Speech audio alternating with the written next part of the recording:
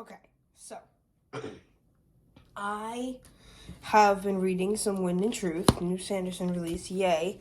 And so I thought I would just hop on camera today and do a little bit about my reactions to the book. So yeah, here we have it. If you're not aware, which honestly you should be aware at this point, this is Wind and Truth, Book 5 of the Stormlight Archive. Great book. Probably 9 out of 10. I think it missed in some places, and just like 11 out of 10 in others. You have Seth flashbacks. You have this whole other thing with Renarin and Relaine and Shallan. I just did not see that coming, at all. I didn't think it would be as big of a thing as it was, and I thought it turned out pretty good, as well as the Adolin arc. Adolin arc was really good. So his whole thing with Yanagon and that stuff, I thought it really hit good in day 4. That was the best.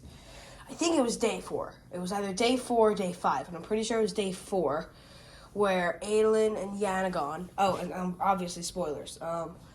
So if you didn't know, Yanagon's the Emperor of Azir, and Yanagon and Adolin have this weird relationship because Yanagon is young, really young, younger than Adolin, I'm pretty sure.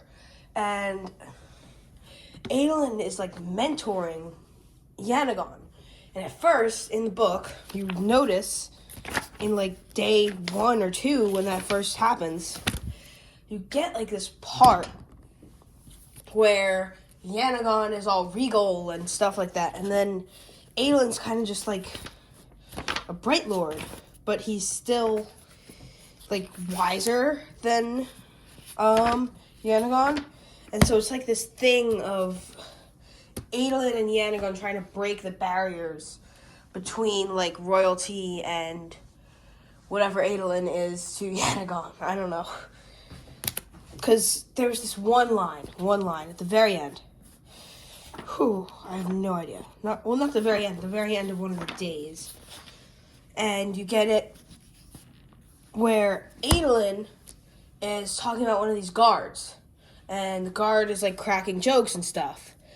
And Adolin's is he this funny all the time? And then Yanagon's I can't talk to him. And that is really sad because you don't realize how bad being this cooped up kind of emperor royalty is until you get to see it firsthand through Adolin. That was a great arc, I think, for Adolin. And then when he talked to Yanagon about why he didn't want to become a Radiant, I think it was Yanagon. I don't know. He talks about he didn't like the oaths. There was this whole oaths versus promises thing in Wind and Truth. And yeah, I thought that arc was unexpected but great. And then the Seth, here we go. I have a flashback here marked on my page. Seth's flashbacks are amazing because this happens twice. When Seth is in the military complex, the monastery, and waiting for these two people, a bunch of people in a different room, and this was another thing that was really important, the fact that they were in a different room, for them to decide what to do with him after he does something wrong. So you have him, and they're trying to... At first, this happened twice.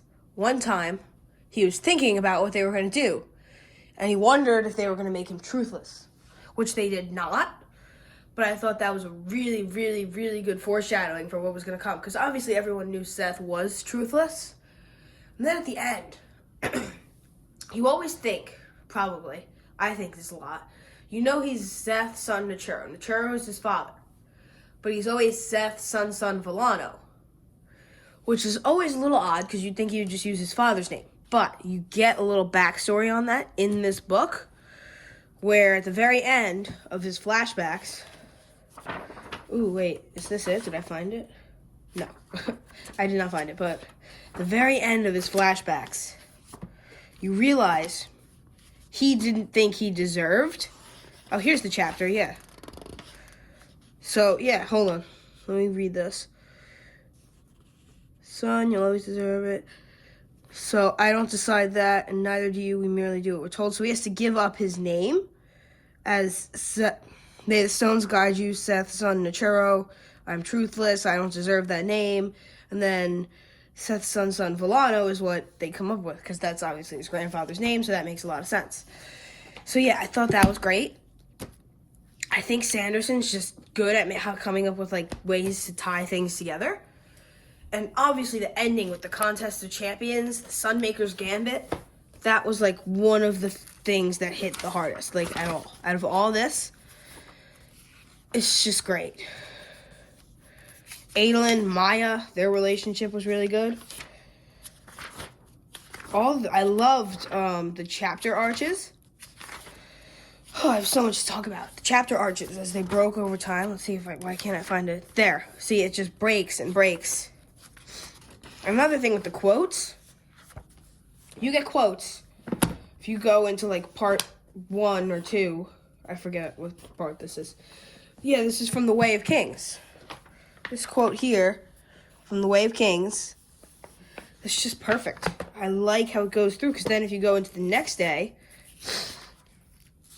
you get Words of Radiance, I think. This is probably the next day. 468, yeah. Hold on. Pages. Yeah, Words of Radiance. So here, Words of Radiance, chapter 40, page 2, yeah. And then you keep going through. Eventually you get to Oathbringer. The epilogue of Oathbringer. Yeah, see, that's really fun.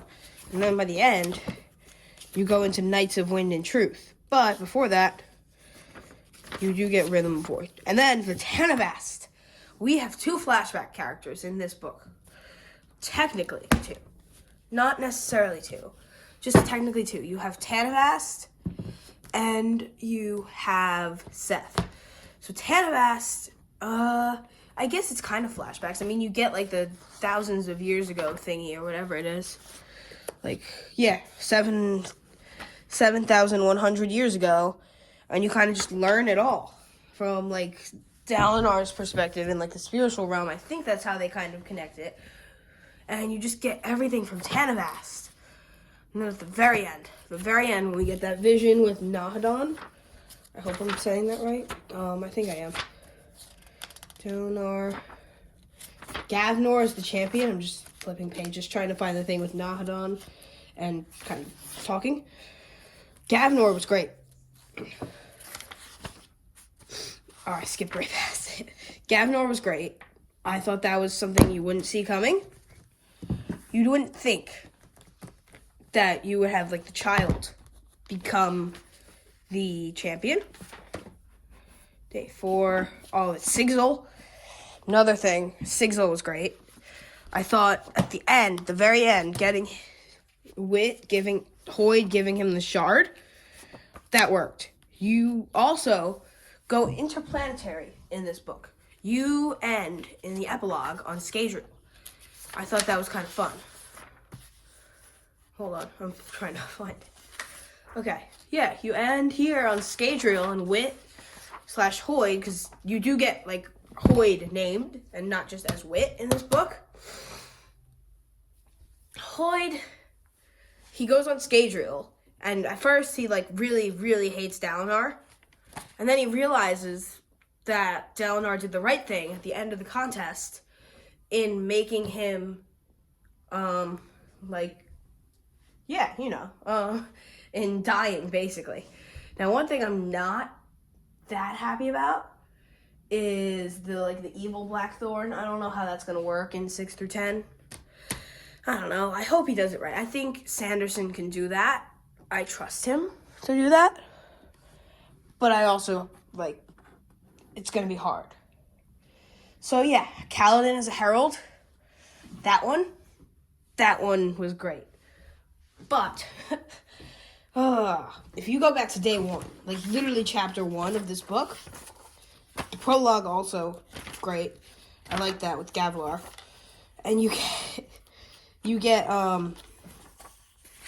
Kaladin's little brother, Oridon, I think. Let's find it. If you get Oridon on for like a page, for like a page, you get Oridon, And you're like, wait. At the end, when Kaladin becomes a herald and he has to leave, it's not mentioned enough, I don't think. I think he could have been, like, put more in how he's leaving all of this behind. Like Oridan, Shallan, Adolin, all that. I think that didn't hit hard enough. That's just a really little complaint, though. I liked his arc ending with him becoming a herald, and it's not really over. He's going to show up in, like, I think he shouldn't show up in book 6. I think you can leave him out. I think in, like, 8 or 10. 10, if you really want to make him special. But, like, 7 or 8, if you want to have him actually, like, play a bigger role. Either way, I think that's awesome. Him as a herald. Another thing. That day one, you get, I'm not in day 1. You get Shallan, Adolin, and Kaladin, as long as Syl. Syl is awesome. I love Syl in this book, by the way. Making so many off-topic comments. You get them promising to go out and drinks with each other. Shallan, trapped in Shadesmar. Adolin in Azir with, like, the last free land besides Erythru. And then Kaladin is a herald. And he might not come back for a while. Probably not until, like I said, book 8 or 10 or whatever. Hopefully, Adolin, Shallan, and Kaladin all survive at the end, because the last scene in book 10 would be perfect if it's just, like, the old cast, like, having a party or something stupid like that. I just can't. It needs to be done. Otherwise, great book. Perfect book, actually. Even down to the cover art, this is, like, the best book. A lot of people say Warriors of Radiance is the best. I think it is. It's kind of second best, tied for first. Leave it at that. I love this. The ending was perfect. I think them losing, but with the Sunmaker's Gambit, that one's really good. And then I will just take a minute to talk about some other things here, I guess. We can kind of just talk about other books, Sanderson books. I just started Tress of the Emerald Sea. Well, I didn't really just start. I am on chapter 9. So yeah, I'm reading that one. And, this is probably bad. I just started Mistborn.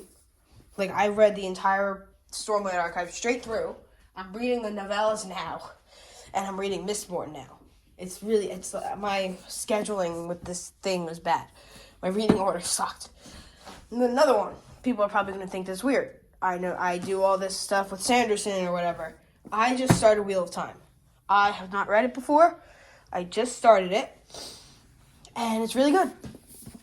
But what is an earlier? Anyone knows, please comment. I've never seen that done before in a book. And I read a lot of books. I think it's interesting. I think it's a good idea because there's more he wants to say, Jordan. Like, there's more he wanted to say. So I guess that's just a good way of saying it. I don't know. But yeah, I think that was good.